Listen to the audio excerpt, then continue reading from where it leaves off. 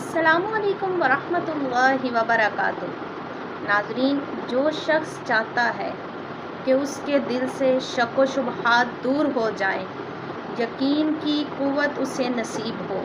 اسے چاہیے کہ پنجگانہ نماز پڑھے اور ہر نماز کے بعد 1000 مرتبہ یا اللہ، اللہ عز و جل کا پیارا نام، اس کا وظیفہ کرے ہر نماز کے بعد 1000 مرتبہ۔ انشاءاللہ تعالیٰ اس کے دل سے تمام شک و شبہات دور ہو جائیں گے اور اس کو یقین کی قوت نصیب ہوگی۔ اور جو لا علاج مریض بکثرت یا اللہ کا ورد کرے